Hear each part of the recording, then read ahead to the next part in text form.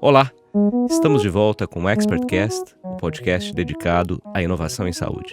Eu sou Gustavo Meirelles, médico radiologista, vice-presidente médico da AFIA e fundador da comunidade Inovação em Saúde. Eu tenho o prazer de receber novamente aqui hoje dois grandes empreendedores no setor, o Guilherme Weigert, que é cofundador e CEO da Conexa Saúde, que é a maior plataforma de telesaúde aqui da América Latina, com 25 milhões de vidas, e o Rodrigo Junqueira, cofundador da Jaleco, agora também fazendo parte da equipe Conexa. Tivemos aqui no primeiro episódio um papo muito bacana sobre promoção de valor em saúde, geração de eficiência. Começamos a falar um pouco das inovações para a transformação do setor e agora nessa segunda metade nós vamos mergulhar mais fundo no papel da inovação, especialmente da inteligência artificial. Vamos falar também da formação em saúde e olhar para o futuro e algumas ideias para transformar o setor de saúde brasileira com promoção de valor, geração de eficiência. Vou começar aqui agora com o Rodrigo.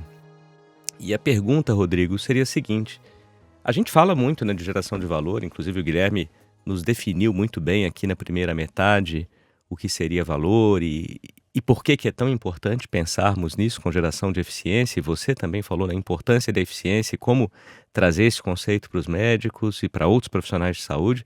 Mas a gente já fala isso há bastante tempo e a impressão que dá é que não anda tanto, né? Então, por que você acha que a gente ainda continua preso naquele sistema de o fee for service, que é o pagamento por serviço, e que a gente não consegue fazer essa transformação que vocês já estão implementando muito bem lá na Conexa, mas em massa uma transformação para a saúde baseada em valor? Vamos lá, acho que temos muitos desafios, acho que não no Brasil, não só no Brasil, acho que global, né?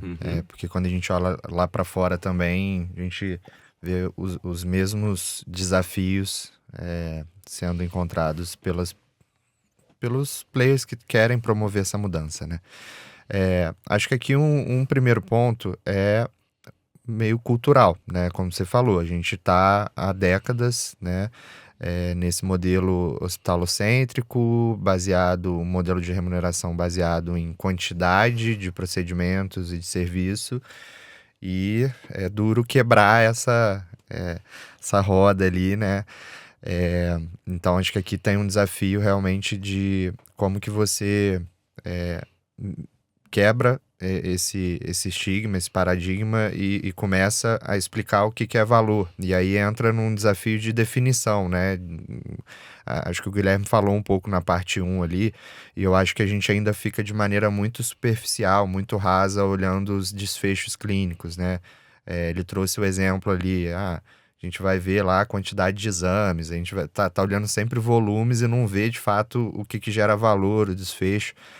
Aqui até traça um paralelo, né, de negócios em geral, de um conceito que abriu muito a minha cabeça para ajudar a entender o que é valor. Tem um livro do Clayton Christensen, né, que já faleceu, mas é um grande nome da inovação, né, e até publicado pela editora Bookman, e se chama Muito Além da Sorte, em que ele traz o conceito dos trabalhos a serem resolvidos, né? Os job to be done ali.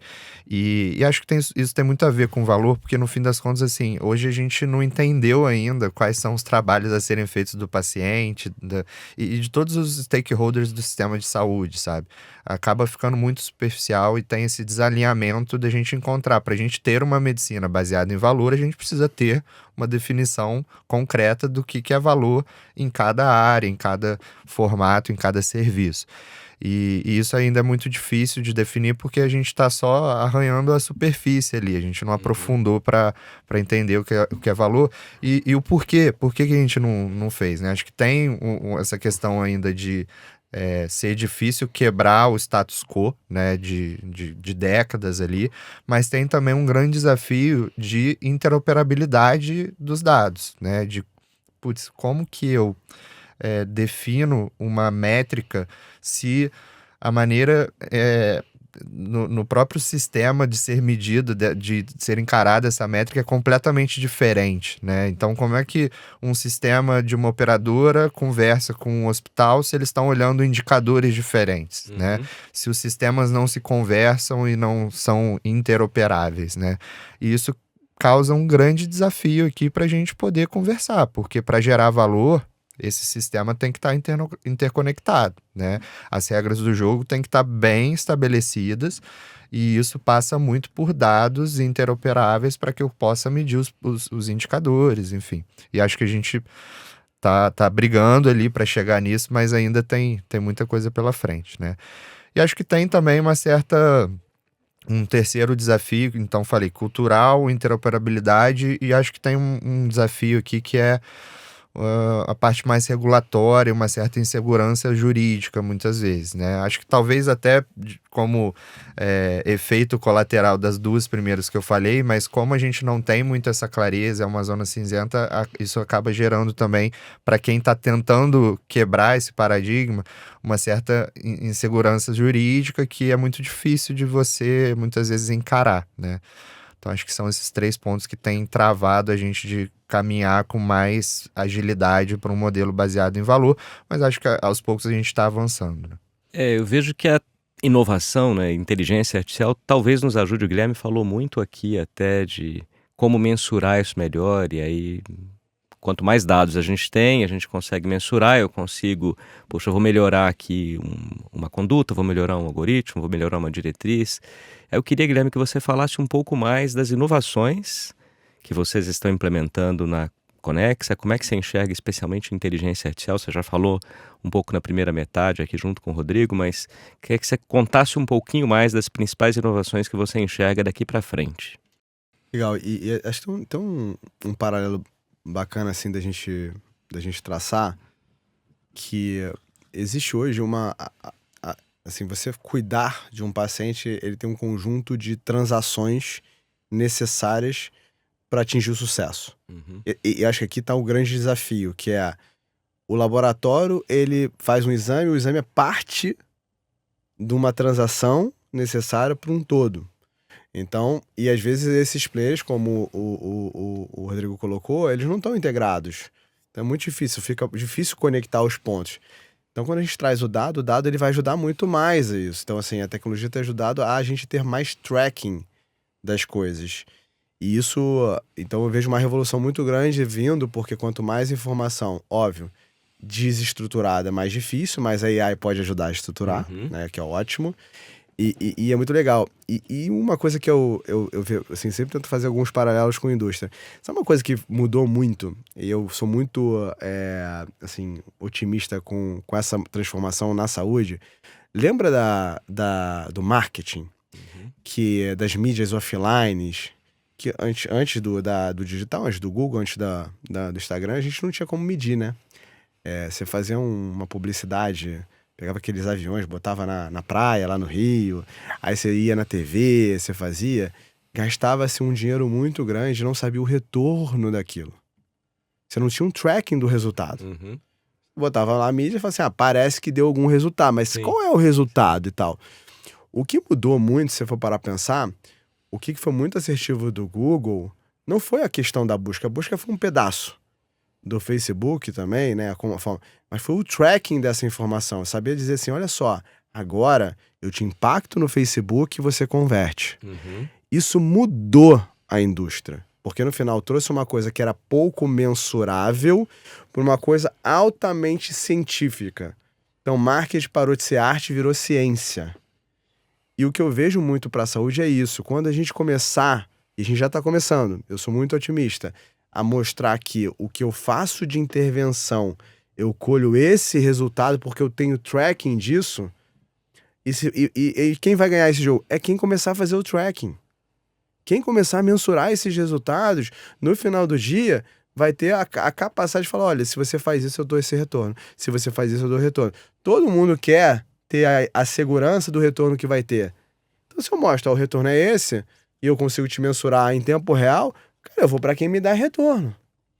Então, eu acho que o grande... E de novo, não é o player X, Y, Z. Os players que querem ganhar o jogo, que querem ganhar com penetração, eles vão ter que fazer isso. E aí, o que a gente está fazendo para chegar aqui? Né? De cada vez mais a gente conseguir mostrar o desfecho, o retorno para os nossos clientes. Então, a gente hoje são mais de 25 milhões de vidas em operadoras de saúde. Então, a gente tem mais de 170 operadores que compõem quase metade das pessoas cobertas no sistema de saúde. Você vai para empresas, né, que são soluções de programas de saúde que a gente oferece, a gente tem por volta de 3 milhões, são 1.500 empresas que contratam benefícios de saúde com a gente.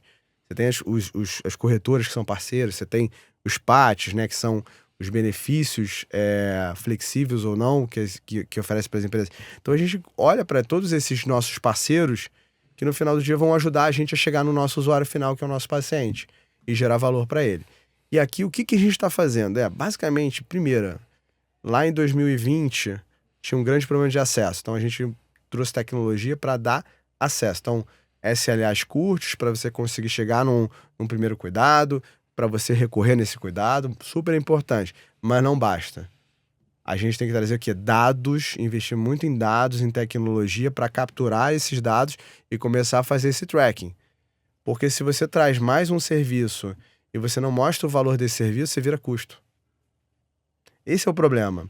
Como é que a gente sai de uma ótica de custo para uma ótica de valor, de resultado, de redução de custo financeiro, de geração de melhora no absenteísmo na empresa, de diminuição de desperdício? Como é que a gente faz esse jogo acontecer? Então, nosso investimento foi muito grande em tecnologia de dados. Então, hoje a gente consegue receber dados de claims, né, de sinistralidade, dados de saúde ocupacional, diversas informações para a gente começar a mostrar. E essas informações, que acho que é o grande ponto, elas têm que ter um acionável de intervenção. Então, poxa, se eu vou no atendimento médico, num clínico, por uma dor de cabeça, mas o clínico colhe uma história e vê que ele tem diabetes e que ele tem depressão, poxa, por que eu vou ficar quieto? Não, como é que eu faço para já conseguir colocar esse paciente numa linha de cuidado que vai resolver o problema dele mais longitudinalmente? Então, como é que a gente vai conectando os pontos? Então, hoje a tecnologia está muito indo para dados. Obviamente, com o AI, isso revolucionou muito a nossa capacidade de colher mais dado. Eu cada vez mais consigo colher mais dado. Eu dei um exemplo no episódio passado de como a AI está capturando mais informação, porque agora a gente tem uma AI dentro de cada consultório digital, colhendo, ouvindo e ajudando a melhorar o cuidado, trazendo dados estruturados agora. O dado é não estruturado, mas aí a estrutura o dado e traz isso em bases muito, muito relacionais. E agora o que a gente está fazendo é como é que eu consigo melhorar, então, a experiência.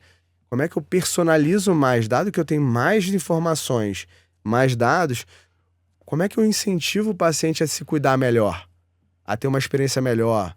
Eu sei que ele tem diabetes, que ele tem hipertensão, que ele mora nessa região, que ele tem esse tipo de desejo. Como é que eu começo agora a criar jornadas que são únicas para cada um? Então, o paciente tem diabetes, hipertensão, que mora no Rio. Então, qual é meu plano de cuidado individualizado que eu vou ter, que a tecnologia pode fazer isso? Que até então era muito difícil de individualizar. Então, você tem lá os modelos que são até os modelos de medicina baseada em evidência. Até então, eles eram muito pouco individualizados. Grupos de pacientes fazem uma intervenção e eu vejo o resultado no grupo. Mas diversos indivíduos não tiveram resultados positivos, mas o coletivo sim. Legal. Como é que eu vou para a medicina de precisão? Então, o que a gente tem feito muito investimentos agora é para chegar nessa medicina cada vez mais personalizada, com resultados individualizados, que no final do dia, todos com bons resultados, coletivamente geram retorno para quem de fato está financiando essa cadeia. Excelente. E aí, enquanto você ia falando, eu fui lembrando de um outro ponto que a gente também citou no primeiro episódio, como é que eu transformo o médico, né, de um lado, para sair também desse modelo de, olha, eu atendi aqui o paciente Guilherme, ele estava com dor de cabeça, e eu pedi uma série de exames de sangue, eu pedi uma ressonância magnética, pedi um PET-CT de corpo inteiro, eu fiz todo o mapeamento, atendi ele muito bem. Então era zero baseado em desfecho, e mesmo, acho que no nosso tempo de faculdade aqui dos 3, a gente aprendia muito isso também, de vai lá, faz a anamnese, pede os exames, mas a gente não tinha essa visão de eu estou impactando o desfecho, eu estou realmente colocando esse paciente numa linha de cuidado, eu estou atendendo da forma correta, de novo, estou gerando valor, né? A gente não tinha esse pensamento. Eu vou voltar para o Rodrigo agora, porque o Rodrigo trabalhou um bom tempo com formação médica e educação. A gente citou isso também na primeira metade, falando da importância da educação junto com os incentivos. Eu queria saber de você, Rodrigo, como é que você enxerga hoje em dia também daqui para frente o que já está mudando e o que precisa mudar ainda mais na educação em saúde para trazer esses conceitos aqui para os jovens médicos? Legal. Bom, esse daí é um assunto que a gente podia ficar aqui horas, né? Eu gosto muito, como você falou, acabei de vir da área de educação, foi a área que eu montei ali o meu primeiro empreendimento, né? O Jaleco, que é uma plataforma de reforço universitário para estudante de medicina. Então a gente pegava justamente ali a formação começando, né? E desde lá de 2017, quando a gente lançou o Jaleco, a gente já levantava uma bandeira de ir além da formação puramente técnica, né? A gente sempre fomentou lá mesmo na plataforma cursos que vão além da medicina ali e que trazem soft skills, visão, essa familiaridade que a gente até citou na primeira parte da conversa, que era até uma das barreiras que travavam o pessoal de implementar ferramentas tecnológicas que geram eficiência, né? Então a gente já pegava ali a pessoa que estava entrando na faculdade e começava a implementar algumas disciplinas. Mas isso de maneira ali a gente fazia no nosso, né? De lá para cá eu vi uma evolução, tá? Hoje a gente conversa e gera muito mais conteúdo, as próprias faculdades evoluíram e hoje tem empresas júniores, ligas acadêmicas que falam do assunto de inovação, de tecnologia, de empreendedorismo. Mas ao mesmo tempo, assim, eu tinha uma visão meio apaixonada de que todo médico tem que ter essa visão de empreendedor e tal. E hoje eu já recuo um pouco mais, mas assim, ainda assim mantenho o seguinte: acho que todo médico não precisa ser um mega empreendedor, óbvio, mas ele precisa sim ter skills de formação na sua formação médica, de algumas ferramentas que vão munir e vão tornar esse profissional um profissional muito mais completo. Eu gosto muito do conceito do profissional em T, né? Que é o profissional que ele tem a sua profundidade, né? Que é a perninha do T, na sua especialidade. Então a gente não tô abrindo mão aqui, não tô dizendo que todo médico tem que ser um generalista e saber de tudo. Não, você pode ir lá se especializar, ser o cirurgião de mão, mas que você tenha pelo menos essa camada, né, que é o tetozinho do T, que você vai saber transitar em diferentes áreas, diferentes setores ali, entre eles tecnologia, marketing, negócios, dados, para que você fique antenado e entenda também as tendências e consiga se adaptar e principalmente aplicar elas no seu dia a dia, né? Como médico especialista que seja, tá? Então acho que aqui tem um pouco do nosso papel, acho que das graduações das universidades. Eu recentemente pude palestrar num evento do Instituto DOR, focado nesse tema de IA em educação médica e listei ali algumas iniciativas, né? Mas eu acho que aqui uma maneira da gente atrair esses médicos que não necessariamente estão inseridos nesse mundo de inovação e tecnologia é dar a clareza de qual que é o benefício disso, né? Na vida dele.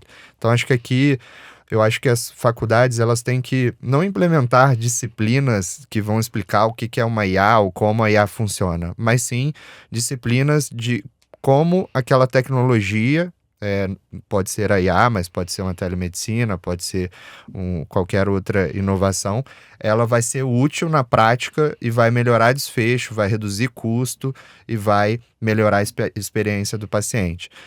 Acho que hoje eu sinto falta dessas disciplinas ainda na formação do médico, sabe? E acaba que o médico sai para o mercado de trabalho sem essa formação e vai aprender tomando na cabeça, né?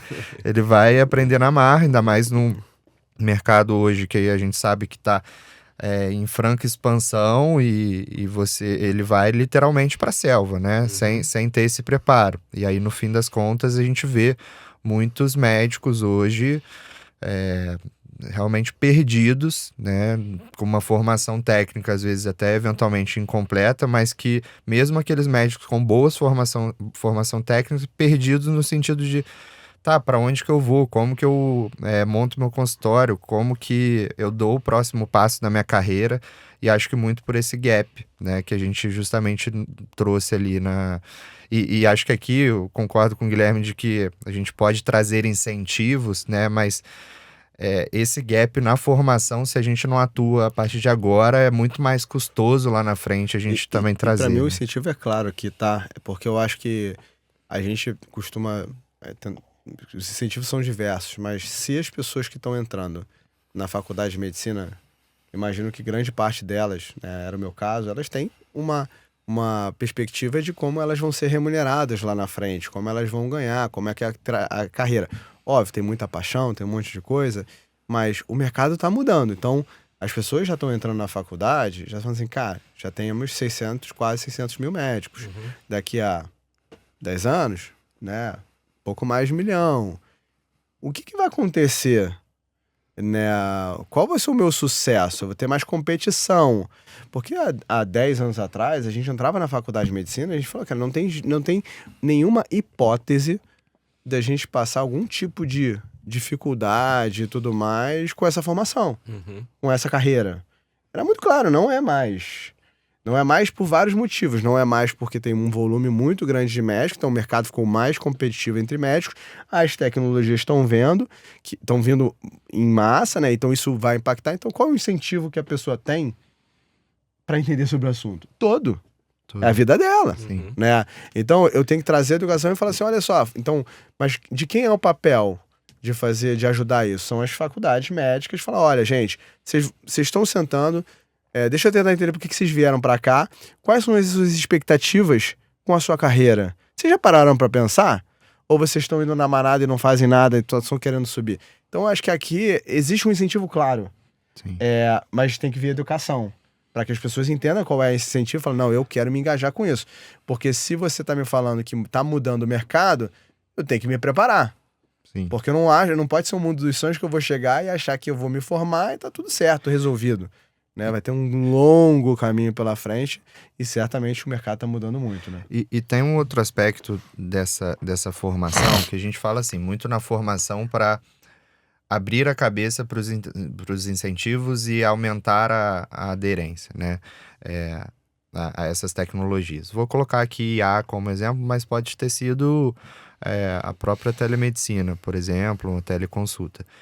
Mas existe um outro aspecto da formação também que protege, inclusive, a sociedade do eventual uso inadvertido dessas ferramentas de maneira completamente antiética ou inadequada, né?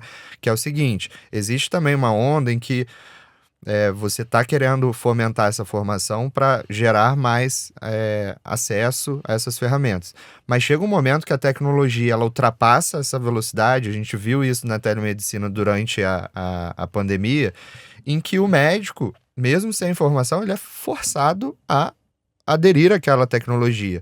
E aí a gente chega num cenário que é um dos piores cenários, que é o médico sem formação e sem familiaridade com a tecnologia, tendo que de maneira quase que obrigada aderir a uma tecnologia que ele mal conhece ou que ele não tem familiaridade. E aí isso gera repercussões muito negativas, né? E aí é aquele problema então agora na pandemia eu vou ter que atender via telemedicina, deixa eu abrir meu WhatsApp aqui e fazer a minha consulta com o meu paciente, né? Deixa eu fazer aqui a receita no papel, tirar uma foto e mandar para o meu paciente, né? É o mau motorista com o veículo errado. Exato. E isso é questão de tempo para acontecer a mesma coisa com o IA. Se a gente não começar a ensinar os médicos agora a como utilizar na prática IA, daqui a pouco essa tecnologia vai engolir, né? Todo mundo vai ser quase que obrigado a aplicar na sua prática, e aí a gente vai ver aqueles casos de médicos utilizando o ChatGPT para definir conduta clínica, médicos eventualmente, enfim, fazendo usos inadvertidos que na própria formação, quando a gente fala de fomentar a formação de IA nas escolas médicas, não é só também mostrar o lado bom da coisa, é mostrar os riscos, né? É chegar e falar assim, gente, isso aqui não dá para fazer no cenário atual em hipótese nenhuma, né? Quais são os don'ts também, né?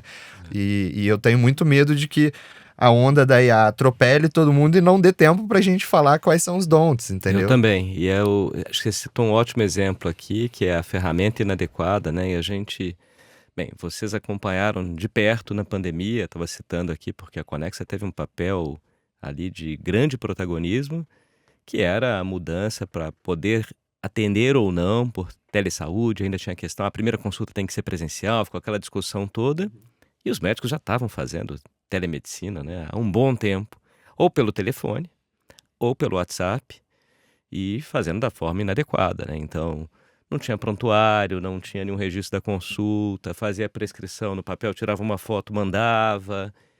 E agora com a inteligência artificial, o Rodrigo citou um outro ponto, né, que é o uso do ChatGPT. A gente até vai ter um episódio aqui em breve sobre isso também. Ferramenta super poderosa. Agora, eu vou usar para a saúde, eu vou subir ali um resultado de um exame de ressonância com dados do paciente, com tudo, e vou acreditar nisso, né? Então, tem um papel muito relevante mesmo da formação em saúde, e a gente tem batido muito nessa tecla, para o uso correto da ferramenta correta, né? Então, parabéns a vocês aí de novo e parabéns ao trabalho que vocês têm feito na Conexa, né, para conseguir não só gerar valor e promover eficiência, mas da forma correta, evitando também que os médicos estejam ali falando, puxa, eu vou usar a inovação aqui a qualquer custo, que não é o caso. A gente está chegando no final do nosso segundo episódio também, mas antes disso nós temos uma tradição aqui do ExpertCast. Eu gosto de lembrar sempre quem trouxe aqui, vocês as conhecem bem, a Nádia e a Gabi, lá da Agir Ventures, trouxeram essa ideia no episódio que a gente gravou no passado, que é o Papo Rápido. E aí são perguntas que não têm ligação com o tema aqui, mas tem uma certa conexão com a inovação em saúde. Então a primeira delas, vou começar com o Guilherme, é de uma dica cultural, que pode ser desde uma viagem, um livro. O Rodrigo até trouxe um livro aqui, né, falou sobre o Clayton Christensen, a gente vai colocar lá na nossa sinopse, mas agora com você, Guilherme, seria uma dica aí, um livro, uma peça de teatro, um filme, uma série, o que você quiser. Eu gosto muito, assim, e aí não tem como conectar com inovação. Eu gosto muito do livro, e que foi super interessante, que já tem mais de quase 8 anos, não até mais, 10 anos já, que é o livro do Eric Topol. Né? Assim, o livro tem vários, ele já escreveu vários livros, agora ele tá com alguns livros de longevidade também que são super legais. O que mais me impressionou foi o do Deep Medicine, que é um livro fantástico, que prevê um pouco o que a AI vai fazer, né? Então, agora é muito legal ver o livro, porque você fala assim, caramba, faz sentido, tá acontecendo, né? E foi antes do ChatGPT. Foi antes, bem antes do GPT. Então, eu adoro esse livro, que é o Deep Medicine. Tem vários outros que ele lança, eu acompanho pra caramba ele. Só fazendo um jabá aqui, a ArtMed publicou a versão em português, tá? É Medicina Profunda. Medicina Profunda, né? Legal, boa. Muito bom livro e acho que te ajuda a entender um pouco qual vai ser o futuro da saúde no mundo, com o avanço da tecnologia, com o avanço da AI, e desmistificar um pouquinho toda essa questão de você reduzir a empatia, o relacionamento médico com o paciente e tal, porque no final do dia é como você usa a ferramenta, né? Então, é um livro que eu super recomendo aí para quem tá entendendo, para quem tá cada vez mais querendo se aprofundar em saúde. Ótima dica, eu também gosto muito dele. Li lá o The Patient Will See You Now, né? Que também não sei se foi traduzido, deve ter tradução já para o português. Isso eu não sei. Mas bom saber que temos aí o Medicina Profunda, a gente vai deixar também na nossa sinopse. E você, Rodrigo? Eu tive até a oportunidade de entrevistar o Eric Topol. Eu me lembro disso. Você mandou lá nos grupos da comunidade de inovação em saúde. Depois eu posso até deixar o link da entrevista aqui. Foi uma entrevista curta, mas é um cara excepcional mesmo. Cardiologista, né?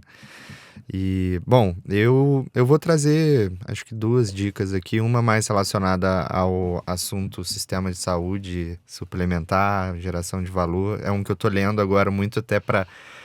acabei de ler para entender mais desse mercado que eu tô atuando, que eu tô entrando agora, que é A Culpa é do Dono, do Adriano Londres. Gostei muito. É um livro que fala da importância das empresas, né, que são as grandes responsáveis por mais de 80%, né, dos planos de saúde no Brasil pelo pagamento, né? Então, mostra como que as empresas talvez sejam um caminho de serem o stakeholder que vai fomentar essa mudança toda que a gente discutiu, porque no fim das contas, por mais que a operadora seja quem está pagando ali, mas quem está contratando a operadora é sempre uma empresa, né? Exato. E tem muito, óbvio, tem a parte da pessoa física, mas a maior parcela, quando a gente olha o sistema de saúde suplementar do Brasil, são empresas.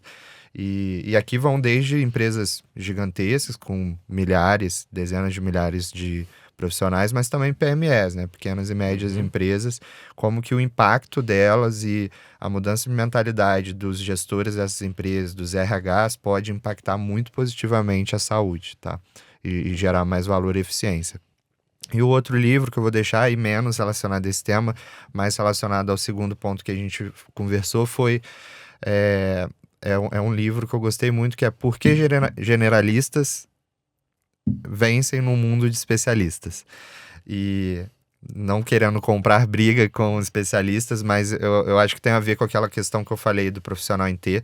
Ela é um livro do David Epstein e fala muito de como que a gente ter essa cabeça multidisciplinar, né, transversal, que você se abrir e conversar com pessoas de diferentes áreas, né, não só da área médica, da área de saúde, como que isso leva você a fazer conexões e identificar padrões de outros setores, de outras áreas e resolver problemas da sua área, né? Eu acho que, nossa, a gente precisa muito isso na saúde. Então, assim, conversem com engenheiros, com economistas, com pessoas de outras áreas, tenham essa visão generalista, essa visão sistêmica e acho que com isso a gente vai conseguir absorver muita coisa e adaptar e resolver problemas da nossa área.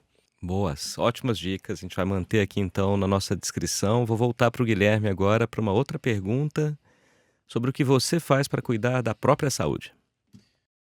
Agora, graças a Deus, muita coisa. Mas nem sempre foi assim, né? Bom, assim, isso vem mudando nos últimos 2, 3 anos, né? Empreender é muito... É uma jornada dura. E às vezes o seu ultrafoco no empreendedorismo acaba se perdendo algum foco em si, né? Na sua família e tudo mais. Felizmente eu fiz uma mudança grande de estilo de vida e hoje, poxa, eu tendo a usar ferramentas, né, e hábitos que me conectem mais e cada vez mais percebo como isso tem ajudado até mesmo na minha carreira, né, na minha profissão. Então, né, faço atividade pelo menos 5 vezes por semana, 5, 6 vezes por semana, faço boxe, corrida, musculação, né, faço eu acho que uma coisa legal que a gente fala pouco, mas faço coaching, né, então tenho coaching me ajudando, me apoiando em vários pontos, desafios. Tenho uma coisa que eu dedico muito mais tempo, conectar com a família. Que isso dá a gente subestima o quanto isso gera de saúde, valor, percepção. Então, conexão profunda, tempo, assim, quase que uma admiração, né? Eu tenho 2 filhas que são incríveis e com a minha esposa, como é que a gente passa mais tempo junto. E uma coisa que eu tenho feito muito, obviamente a tecnologia me ajuda muito, eu tenho todos os dispositivos que medem tudo que eu tenho, né? Então eu tenho lá o anel, que é o Oura, que mede meu HRV, que mede meu sono, tem um relógio, e aí o pessoal até tira sarro de mim lá na empresa sobre isso, mas eu cada vez mais tenho curiosidade de entender, assim, como que esses mínimos detalhes impactam no final do dia a sua saúde, assim, desde aprender que, nossa, poxa, quando eu faço uma atividade às vezes específica, o meu índice de estresse aumenta, mas em outras ele diminui. Mas por que isso? quando eu como uma coisa ou bebo alguma coisa, eu vejo notoriamente que alguns indicadores meus diminuem. E aí você cada vez mais se entender o seu corpo e usar isso como uma melhoria contínua. Você está sempre melhorando, não, agora eu já... E isso faz com que você mude os hábitos, porque tem incentivos claros de que se fizer isso, você vai ver lá que a sua frequência cardíaca diminui, seu VO2 melhora. Então você tem toda a questão dos desfechos. Tem a ver como é que o meu VO2 aumenta, como é que o meu HRV aumenta, quais são os hábitos que fazem isso. Então você cria esses incentivos para mudança de comportamento. Então eu faço bastante coisa hoje em dia, mas nem sempre foi assim. Muito bom. E você, Rodrigo? Eu também vou um pouco por esse caminho, assim. Eu sempre fui bastante ativo fisicamente, né? Durante a faculdade a gente jogava bola, jogava futebol, eu era magrinho, mas durante a residência, empreendendo, foi realmente um período que você acaba chegou abrindo... até a me culpar sobre isso, falou, você que me atrapalhou. Entendi. Empreender contigo lá, que eu fiquei assim, eu falei, não pode ser. Existe uma correlação, não sei se é causalidade, mas... Foi nesse período ali, realmente, mas assim como o Guilherme falou, nos últimos anos aí tenho olhado muito mais. Depois que você faz 30, né, você também começa a dar um pouco mais de atenção para isso. Uma coisa que me ajuda muito, não só para saúde física, mental também e até saúde financeira. Eu gosto muito de acompanhar a minha evolução, né? E isso me ajuda em qualquer aspecto da vida. Então, assim, da parte de saúde financeira também eu tenho um controle muito ali, planilhado, enfim, que eu consigo ver um histórico e aquilo ali me motiva, né? E eu percebi que para eu engajar e criar esses hábitos saudáveis, era bem importante eu ter essa visibilidade da progressão e até mesmo quando você cai, né, um pouco a performance, você identificar o que causou aquilo para começar a se autoconhecer, né? E acho que esse autoconhecimento é super importante para você cuidar da sua saúde. Então, hoje eu tenho usado aplicativos ali que fazem esse tracking, né? Não uso tantos dispositivos, mas aí são aqueles apps que você imputa muito como um Strava da vida, que conseguem te dar um tracking de como estão as suas atividades físicas, e a parte alimentar também, né? Controle calórico, porque isso é uma coisa que eu também já sofri ali bastante na pele, que é você tá ativo, enfim, mas se também não tem uma dieta, uma rotina balanceada, esquece, é muito difícil você emagrecer ou melhorar a sua saúde, né? Então, eu tento unir essas duas pontas hoje, controle da dieta ali, controle do exercício físico, seguindo ali a risca num aplicativo e vendo a minha evolução. E Guilherme, quem é que você entrevistaria num podcast? Pode ser alguém vivo ou já falecido. Pessoa que eu gostaria muito de entrevistar, sem dúvida, é o Sam Altman, né, que é o fundador do OpenAI. Ele é, assim, eu acho que a gente não tá ainda... Eu vejo poucas pessoas entendendo qual o impacto que a AI vai fazer no mundo, assim, né? Acho que as pessoas, eventualmente, elas comparam muito com a internet, né, que foi super impactante, com o mobile, que foi super impactante, mas se você for ver, né, a curva de adoção, ela é histórica, a curva de adoção mais rápida que a gente já viu na vida. Então, ele tem falado bastante sobre a AGI, né, e eu acho que isso muda completamente todas as profissões, todos os mercados, todos os negócios vão mudar. E é incrível, assim, porque... Eu acho que a gente teve vários impactos, por exemplo, a rede social, né? O que a rede social fez com o jornalismo, né? Então, você permitiu que pessoas comuns, que não tinham nenhuma formação, que não tinham nenhum poder, que não tinham nada, por meio da rede social, virassem grandes influenciadores digitais. O que a AI vai fazer? Né? As pessoas falam, vai perder emprego, mas o que a AI vai fazer? Pois é.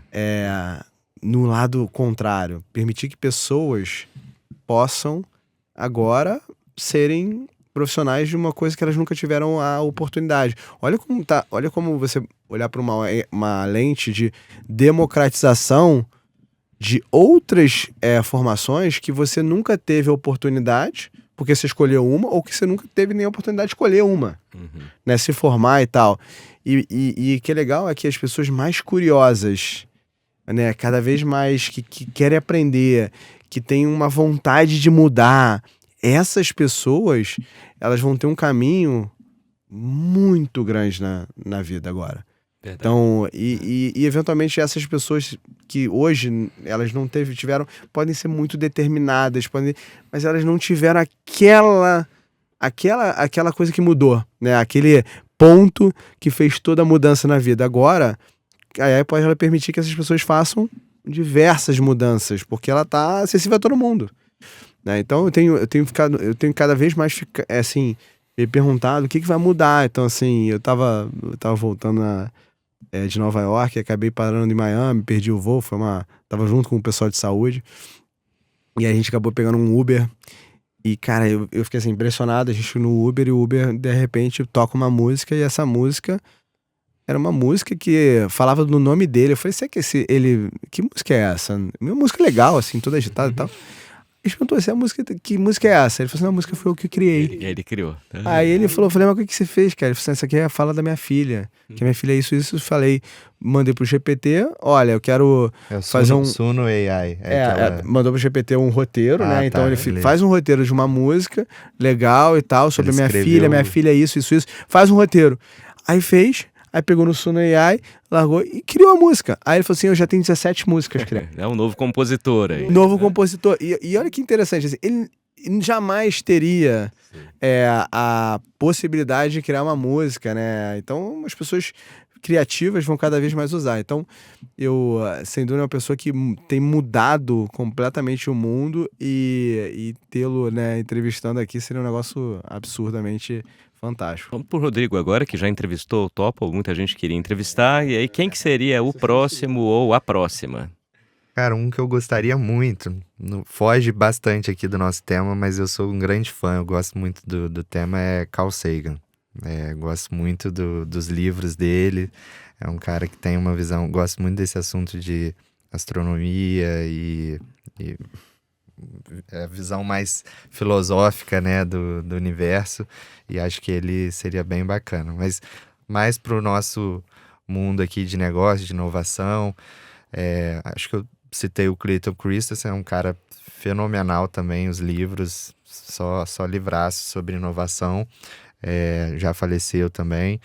O Michael Porter, que é muito famoso nessa parte de negócios, mas ele escreveu também um livro focado em saúde, né? Clássico ali, Repensando a Saúde, que também tem tradução aqui no Brasil. Pessoal, gostei muito da conversa com vocês hoje, ficou muito feliz também. A gente teve ontem até uma notícia bacana, o ExpertCast foi contemplado aí pelo Million Podcasts, que é um grande agregador com milhares de podcasts mundo afora, como um dos principais podcasts mundiais em saúde digital. Então, fico muito feliz de estarmos contribuindo com a promoção de informações e de conhecimento sobre inovação na saúde. E aí vocês dois têm um papel muito especial nisso. Foi um prazer aqui, Guilherme e Rodrigo, recebê-los hoje. Muito obrigado por estarem aqui no ExpertCast. Obrigado e parabéns aí pela notoriedade que vem ganhando o ExpertCast, e espero que a gente consiga não só ter contribuído, mas também tô na expectativa dos novos aí pra gente ouvir também. Teremos vários muito bons, como foi aqui hoje. E para você que está nos ouvindo, não se esqueça de dar 5 estrelas para o ExpertCast na sua plataforma de áudio e vídeo preferida, de seguir o ExpertCast, compartilhar com seus amigos, contatos, postar em mídia social. É assim que a gente consegue divulgar informações de qualidade sobre inovação na saúde. E se você gosta do tema, não se esqueça também de acompanhar a comunidade de inovação em saúde. Os nossos grupos são abertos, gratuitos. Você os encontra em www.inovaçãosaude.com e ali você consegue seguir os grupos, a página no LinkedIn, e estar sempre antenado com o que tem saído de inovações na saúde. Muito obrigado pela companhia e até o próximo episódio.